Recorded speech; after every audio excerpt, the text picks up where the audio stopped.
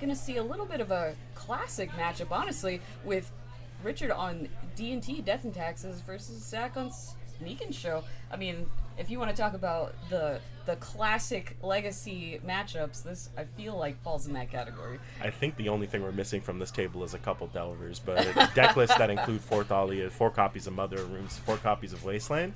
These are right up my alley. These don't include any cards printed within the past, 5 years, so I still know these deck lists. Well, we're not 100% on that. I mean, let's talk about the changes. I mean, a lot of us are familiar with the classic lists for both of these decks, but for some of the nuances to our individual players right now, for example, we have Zach with 2 copies of Atraxa Grand Unifier, which is, a fairly new card, but honestly, she's just trying to get into every format she can. Absolutely disgusting card. You put that card in and it's Gristlebrand, except you don't have to pay the life. Yeah, but he also has 2 Gristlebrand, so eventually you can have one of each. Exactly. I don't know if you need to. You're probably winning that game. Well, but they have synergy, right? Because if they attack together, then you draw 16 cards. Yeah, if is they attack together, you do assume your opponent has died, but it's fine. Just win harder.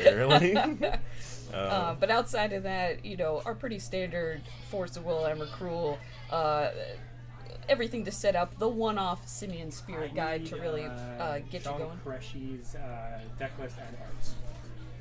Thank you. And it looks like here we're going to start with Richard Munoz taking a mulligan, going to 6. Zach Rickenbaugh looks like he's keeping his opening 7. Let's see what he can deal himself here. Hopefully we get to keep a decent hand, have a little bit more of an interactive game. I see some lands, I see some spells. See perhaps a few too many lands, but it looks keepable for Richard. He's going to go ahead and throw one of those lands away. We're going to go ahead and get started. Zach Rick is going to be on the play. We're going to lead off with an island and a lotus petal, and he's just going to pass the turn back. Yeah, those oil slick islands, very dark, but they look nice in person, a little awkward on camera. I'll tell you what, camera is not where those islands belong. And leading off on Caracas, Richard Munoz is going to be scaring Zach because all of those creatures in his deck are legendary. I do believe they all have a name, yeah. Yeah. The one-off Simeon Spirit Guide might have to go the distance. Absolutely. All right, and it looks like Zach's going to lead off on a copy of Brainstorm, and it looks like this is actually an end-of-turn Brainstorm, which is something you don't see very often in Legacy, and then we're going to move on, play a fetch land, and pass the turn right back to Richard. Yeah, I would say arguably this matchup tends to be a little more in Death and Tax's favor, only because casting so many spells through Thalias and whatnot can be taxing. Yeah, for sure. But we don't have the fastest start from Richard, so it's giving Zach a little more time to get set up, which honestly is about the best he can ask for, because once he's ready to go, I don't believe that Richard's list has a lot of answers outside of Caracas itself, but Caracas does buy a lot of time. It's worth noting there's 3 copies of Caracas in Richard's deck, so he's very ready for this matchup or perhaps a Reanimator matchup. Now, Zach does have a very good answer to Caracas, which is playing copies of Sneak Attack rather than Show and Tell, and just activating it twice instead of playing directly into a Caracas by playing a Show and Tell, getting his creature bounced right back to his hand. That's probably the reason why Richard let off on that Aether Vial in the first place, or on turn 2 in the first place, so that he can have that untapped Caracas to interact with anything Zach might be doing. Yeah. But it looks like the fastest of starts, but so far just a little bit of back and forth as our players just kind of cast their setups and look at each other. It is worth noting that Richard has not presented a threat at all yet. Zach's going to go ahead and fire off this copy of Sneak Attack, which seems pretty good here. And Richard is going to go ahead and untap, roll that Aether Vial up to 1. We do see a Stoneforge, and we know for sure that a good target for a Stoneforge to get out of the deck is the Cauldron Complete. Also, that Wasteland, extremely relevant here, taking Zach off of his only red source at the moment. And so he's going to go digging a little bit more, and it looks like we're playing a copy of Preordain here. Yeah, notably, Zach does not have a lot of red sources in the actual deck itself, and he also is not playing any sort of wasteland effects, so that Caracas is going to be there to stay. Not only that, but that Sneak Attack is looking like more and more of a bluff, especially considering, and it looks like we're going to violin a Thalia, Guardian of Thraven. There she is. A little late to the party, but always on time for her. especially when your opponent is a little locked on doing anything of relevance. And now, we do see a Force of Will, but unfortunately, no being able to force Aether Vial activations. Oh, wow. Richard draws a copy of Wasteland, which means now he can go to Zach's upkeep, Rishport this Misty Rainforest, and potentially Wasteland if Zach decides to fetch. And it's worth noting that Zach is still looking for a creature to put in off of that sneak attack. Yeah. Honestly, Zach's in a really bad spot here, even though he's done kind of what his deck wants to do. Richard elects to go after that island instead of the Misty Rainforest, and Zach's going to go ahead and probably look for some more cards if he can play another cantrip. And absolutely nothing here. Yeah, unfortunately, it looks like Zach's hand is kind of all spells and no action creature at all of note. Counter spells look real bad against the person who's only using Aether Vial. Yeah, we really need an answer to this Aether Vial, which honestly I don't believe he actually has anything in the main deck to answer this resolved Aether Vial. Yeah, with a quick glance, I don't think Daze is gonna do it. So. No, I agree. I think Daze is probably not gonna be the best against the hand that Richard has drawn up. But Richard's gonna go ahead and untap. We're gonna draw. Let's see. Drew a copy of something shiny. It looks like a Mother of Runes. Let's see what he. A little difficult to see Richard's hand, but right now, already with what he has on board, he can start putting in a fairly quick clock. With Stoneforge threatening to bring in what we call the heat. Yes. And it looks like we're going to activate that Stoneforge Mystic. Go ahead and put in a copy of Cauldron Complete. And now these attacks just went from being from 3 to being for 6. Yeah, so unfortunately, Zach is on a clock that probably will not be stopped because, again, he really doesn't have any answers to a lot of resolved permanents. Yeah, absolutely. And things that just enter can't be forced, and that Force of Will looking real awkward. Especially against the Stali, all of his spells are costing extra mana. Even his cantrips are Pay a little the bit life dead here. and the mana. It's asking a lot. Zach draws another copy of Show and Tell just for the extra rub-ins. And We're another going to violate a copy of Stoneforge. Stoneforge Mystic, and Zach's just going to go ahead and Yeah. scoop it up. Oh man, what a showing from Death and Taxes, actually allowing basically the Sneak and Show deck to play all of its spells. Just couldn't find a way to actually get itself a card that attacks. Yeah, unfortunately, I think Zach ended up with just a slightly awkward hand against arguably a slower start from Richard. And he wasn't really able to capitalize on the fact that he could have gotten a little ahead early. That Karak is definitely doing a lot of work there. Even if he would have found the creature, he still had to figure out a way to get around that. So just a lot of things that weren't in Zach's favor, unfortunately. And if we look at as we say, classic D&T list for the most part. I'd say the only notable things that have changed in the last 5 years or so. The one Timeless Dragon is kind of nice. A little Plane Cycler, maybe you eternalize it later for value. A 5/5 flyer for the cheap. You know, we can't really ever be mad at that. He does have the one Solitude in the sideboard. You could think that arguably comes in a matchup like this. Yeah, so just to go through the sideboard card by card, we've got 2 copies of Deafening Silence, 2 copies of March of Otherworldly Light, 1 copy of Surge of Salvation, a new card one from March of the Machines, 1 copy of Chalice of the Void, 1 copy of Surgical Extraction, 1 copy of Containment Priest, 2 copies of Council's Judgment, 1 copy of Rest in Peace, 1 copy of Fairy Macabre, 1 copy of Solitude, 1 copy of Cataclysm, and an Emrakul the Aeon's Torn. What do you think is coming in here, Michelle? Honestly, my mind goes immediately to the Solitude as just being one of the easy pickups here. He already has a decent answer just in Caracas, because if we take a look at, not that we can put it on screen, but for Zach's sideboard, he has access to 2 Blood Moons, 2 Brotherhoods, and 3 Defense Grids.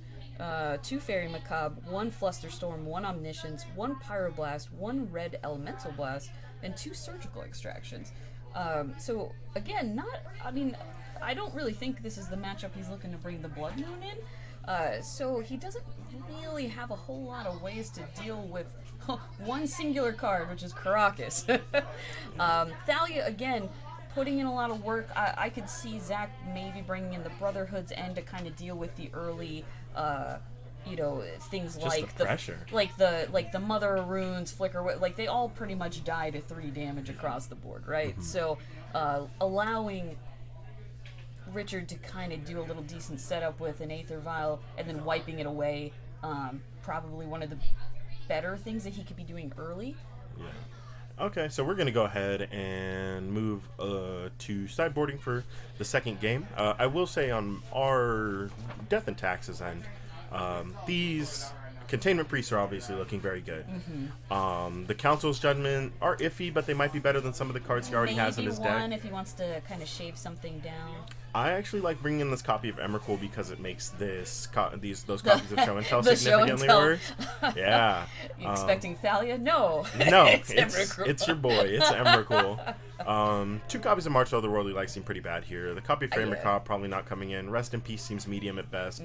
Definitely bringing in that copy of Solitude. Oh, yeah. Surge of Salvation doesn't seem great. Surgical Extraction it's as well. it's really not for this matchup. Although I do enjoy seeing it. I've been talking up that particular card a little bit for other formats, so it's kind of nice to see somebody attempting to make it work. And it seems like if any deck is going to get good use out of it, if not that our players cannot see each other's sideboards, but say this was an open deck list situation, and you knew that your opponent had access to 2 Brotherhood's End, I could see bringing it in because it does protect all of your creatures. Absolutely. If you don't know what it does, it's 1 mana instant speed. It gives you and the creatures you control hexproof, and then until end of turn, the creatures you control don't take damage from black or red sources. Yeah. So, pretty good save if your opponent's really leaning on trying to wipe away your early start with your Thalias and your Stone Forges. Being able to protect them even for a turn could be all you need to, get your Cauldron complete out and kind of do what you do. In the history of Legacy, we've played a lot of copies of Pyroclasm over the years, right? Yeah. So Richard might have just brought that in blind, seeing that the deck has red cards, and the card that is good against red cards is Surge of Salvation. Yeah. We're going to go ahead and open up a Volcanic Island for Zach Rickenbaugh, and then Richard Munoz is going to show him a copy of Caracas, and I guess the game's over. I mean, Karak really putting in the work here, the star Yeah. of the screen right now. Richard points to his Caracas, and Zach cries upset that there's nothing he can do about that. I was gonna say maybe I'm wrong, and Zach really one-ups us with bringing in a Blood Moon, but again, It's possible. I mean, if he knows that he doesn't have any other way to deal with the Caracas, I could see an argument for it. Absolutely. I'm not as familiar with this particular matchup as somebody who plays it a lot, so Wow, this looks very familiar. okay, we're getting off to a similar We're start. doing the exact same thing we just did. We're going to lead off with another Plains into another turn 2 Aether Vial, keeping that Caracas up to maintain our safety. Looks like Zach is going to go for a little bit more red this time, not really playing around anything like Blood Moon or anything like that. Yeah, he probably feels a little safer with access to 2 sources instead of 1. Maybe a little hesitant to just jam, a sneak attack out there with no threat in hand, but I think you got to go for it when you can. Considering the amount of answers that Richard Munoz doesn't run to the actual card sneak attack, having it on the board is usually not that bad, especially when you have the multiple red sources in play, so it doesn't turn out like last game where you can get wastelanded out. You can just play it, and then you're probably somewhat close. Yeah, I Looks think... like we're going to tap 3 mana, though, and we're going to I play... do see a Grizzlebrand in his hand. Looks like we're going to just jam a copy of Show and Tell here, and let's see what these players decide to put in. Let's see, so we've got both right. creature... Oh! no! Oh, no! Just like you mentioned, I'm not sure about you, but I think Grizzlebrand is slightly dwarfed by our giant flying tentacled friend. There's our copy of Emrakul. Emrakul, tearing the Aeons and blocking all things flying that aren't also Eldrazi. And it looks like Richard Munoz is activating a Caracas here, and Zach Rickenbaugh has responded by drawing 7 cards. And we're going to draw another 7 cards. I'm going to be honest, I'm not sure how many cards he can draw to hit anything that really helps him here, because Emrakul is a strong card. Oh, and he did bring in the Blood Moon, very, very These fancy spells Blood are Moon. just all free. So, Omniscience is allowing a lot of things to happen right now. well, we might be getting somewhere. If we can put enough permanence on this battlefield, this Emrakul is not actually the now safest creature. So we do have the Atraxa, which importantly has Death Touch, Way too Flying, much text. Vigilant, Just way too Lifelink. much text. What an amalgamation of colors and lines of text. They got the 2-point font on this card, new, just so we could fit every single line possible. Yeah, I'm awaiting the textless version. Just Yes. like- Oh, just- absolutely. Maybe we'll see a textless Omnath this game. That sounds fun, right? Oh. Okay, so Zach's gonna choose 5 cards that have text and are free, and put those in his hand. Let's see what else he can do this turn. I think we're probably gonna end up recasting a Griselbrand eventually. We're gonna play a Ponder, Yeah. look at the top 3 cards of our deck. Oh, there's our own copy of Emrakul. I guess the game's over. All right. Well, all right.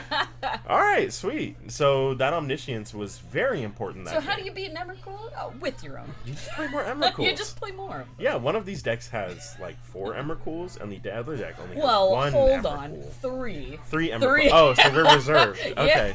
We're only playing 45 mana worth of the most expensive card in our deck. Yeah, between the 2 Atraxas, 3 Emrakuls, and 2 Griselbrands. I mean, that's a lot of big flyers. A lot of big flyers coming in. And again, we go back to taking a look at Death and Taxes answers. Definitely one of those decks that can change up what that we one- are. Not it. Yeah. I mean, I guess we can go back to looking at the Oh yeah, sweet let's red black is this scam scam list. again? We'll talk about Yeah. scam again. No, but Oh, hey, going back we're to black and white, or the white deck. Yeah. Like some of these things can change on the play versus the draw, right? Yeah, absolutely. When you're on the play, you want a lot of the proactive attacking Mm-hmm. creatures. There's probably less Frickowists that want to be on this deck in general. Yeah. Maybe not Sanctum Prelate, although it is a pretty good card against their deck. They do play a lot of 1-mana spells. It doesn't Yeah. actually stop them from doing what they do. Especially by the time you play it on like turn 3, turn 4. I'm seeing probably bring in. I think Surge of Salvation actually makes sense. Yeah, but now that you've seen the Blood Moon, you're probably really thinking, okay, I'm expecting to see like a red early start. Even more reason to think that way, and obviously, definitely the Emrakul stays in. yeah, and that Atraxa did show Richard a copy of Brotherhood's End. Yes. Which he ended up not taking, but he does know it's in the deck now. Yeah. Containment Priest, obviously still very good. We might be putting in these Council's Judgments. Again, We've maybe s- just one, maybe Yeah. not both. It's not a bad hedge to certain things, but it's a little slow. We I'd say. already know that the Emrakul's coming in. And if the Emrakul's in, I have to assume that there's a non-zero amount of Solitude in this deck list as well that's coming in after the sideboard. Probably taking out this Timeless Dragon, Sanctum Prelate. Probably this Umazawa's Jite is not doing as much as you wanted to. And then a non-zero amount of copies of Flickerwiz. And I think we basically got a deck from there, right? Oh yeah, I mean, arguably you could sideboard out a lot of the early, like Skyclave Apparition isn't really doing a whole lot of work.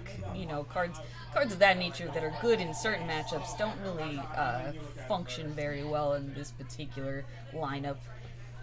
There's a lot of cards that this deck plays in order to get back the value that it loses to the decks that play Expressive Iteration, Force of Wills, and Brainstorms. And while technically Show and Tell has access to each of those cards, this is not a value matchup. Yeah. Yeah. Really looking to just kind of make sure your opponent can't do the thing they want to do, more so than trying to keep up with the things that they do intend to Yeah. do. Although you could argue keeping Skyclaves in can get rid of cards like Blood Moon or Sneak Attack. Yeah. But they do need access to the double white, which may get locked off. But Aether Vial does take care of a lot of casting of cards that might otherwise get locked down. There So are only 2 copies in the deck. Also, relevant text can hit copies of Lotus Petal, even though it's probably not. I mean, if you need to, you do what you gotta do. do what you gotta do. Like, and then going back to the Sneak and Show list again. We're not bringing in Oh, two no. copies of Brotherhood's End. Definitely no defense grids. Definitely those Blood Moons did come in, We and did they are see 'em. clearly what we need here. Yeah, I mean, especially if you're worried about getting taken off your red mana, Mm-hmm. a Blood Moon to make all your mana red constantly Yeah. is kind of a, I'll fix my own mana Yeah, and then exactly. turn off your Caracases. Exactly. So I could see an argument for it being kind of a little item in the Swiss Army knife of just covering a couple little things and being just good enough to bring it in. And also probably the last card bringing is that last copy of Omniscience. As we saw there, that's probably the way that we beat a lot of those like Caracas-y, taxi kind of starts from Richard Munoz, right? Because if we can cheat that Omniscience into play, doesn't interact negatively with the Caracas, and it allows you to kind of go off if you play either Atraxa or Gristlebrand, because you can cast all the cards that you get off their ETBs or their activated abilities, which resolve regardless of whether or not Caracas is on the battlefield. So yeah, I think in this matchup, just trying to get as much value as you can and get around the Caracas with a Blood Moon or just sheer determination and getting enough permanents out is probably good enough. why not just play Tendrils at that So I point? said, you know? if you have a couple things that have Yeah, names, Caracas can only go for one of them. So Yeah, for if sure. it's still enough to kill him, then that's all you can do. All right, so it looks like we're going to take a look at an opening 7 from both these players. Well, notably, let's see. Lands and spells for both of them. Yeah, that Easy was keeps. a quick keep. Deafening Silence is an interesting one. Yeah, I wasn't sure about that one, but I guess it does slow Zach down a bit. Definitely can't play as many spells as he would probably like to in the first couple turns of the game. Prevents him from having those weird storm combo turns like we saw last game after he resolved that Omniscience, but I'm not sure if that's necessarily what we want to play around. Yeah. That being said, Richard could just feel that there are cards in his deck that are worse than playing the Oh, Disruptive yeah, element. absolutely. So, I can honestly see cutting a few things, like you mentioned, like Flicker Jitte Wisp, and a couple of Jitte. things that just are a little slow. They're not really for this matchup. Zach's No. trying to go big. I And promise this 3-mana 3/1 flyer is beating your Emrakul. Yeah. I promise I was you. say a Flicker Wisp can go Yeah. the distance, but probably not in this particular Zach setup casting a here. copy of Preordain, leaving another copy of Preordain on top. I'm just going to pass back because he really can't do anything else. Yeah. Richard Munoz looks like he's going to untap, think about his hand a lot, has a decision to make between Definitely Stoneforge, Mystic, and Thalia. Yeah, I mean, it's hard to imagine he doesn't want to slam the Thalia, but playing Stoneforge and then guaranteeing being able to untap and just immediately get a Cauldron into play helps you kind of get around if you're worried about like a Brotherhood's End or something like that, because you know you'll have the time to do it at least once. And like Cauldron Complete, a very good example of something that's not going to lose that. But he decided to go with the Thalia, which, you know, between that and Silent, I mean, there's a lot of things that Zach isn't able to do in a single turn right now. He's tapping for 3 mana. Oh? Oh, worth noting, the Thalia does actually keep him from playing a potential show and tell that turn, which probably would have just killed Richard. Yeah. That So we're going to play another Preordain, we're going to get another card, and then we're going to pass back again. Richard Munoz is going to untap, draw another copy of Plains. We're going to attack for 2. And let's take a look and see what's going on here. So it looks like we're going to play a Plains. And Notably, no Caracas like the other yeah, no games, Caracas, so. definitely making it a little bit harder. Oh, we were just passing. We're going Oh. to tap that Ancient Tomb during his upkeep, It's potentially really- keeping him off that sneak attack again. Now we with do that see show a and couple tell. of red cards in Zach's hand. I think at least one of them being a sneak attack. So at this point, maybe just trying to get up enough mana to go for it is where he's at. Also worth mentioning, he just needs red sources, which is something it looks like he's digging for with that Preordain, choosing to keep that Scalding Tarn on top Yeah, and we ultimately did see draw that. it. Now Richard Munoz has enough mana to not only make a play, but also keep up a Rishadan port. Something tells me that we're going to go ahead and just slam this Aether Vial, not wanting to play into counter spells at all. Oh, and we're Yeah. just going to send it. There's a Stoneforge Mystic. Let's see if Zach has an answer, and it doesn't look like he does for now. So we're going to go ahead and search a presumably impactful card, Cauldron Complete, tapping an Ancient Tomb on the upkeep. And Zach is going to play yet another cantrip just to look at a couple more cards. Interesting. 2 sneak attacks and maybe a land there? I wasn't sure what that third card was, but definitely not what he's looking for right now, as he already has sneak attack and Emrakul in hand, and can't get any of those out onto the battlefield yet. Yeah, definitely. I mean, he's got the Scalding Tarn in hand to create the red mana, but the issue here is that he's just choked off. That yeah. sneak attack costs 5 mana. Zach, untapping next turn, will have access to 3, assuming At this he point, he stays might on as that well Rishadan just board. hard cast the Emrakul. It's basically Yeah, the I same mean, thing. Let's see. Looks like we've got a couple of spells we could play this turn if we were really cool and didn't have a Deafening Silence across from him. Deafening Silence is actually putting in a reasonable amount of work here. Yeah. Definitely stopped 1 or 2 spells so far.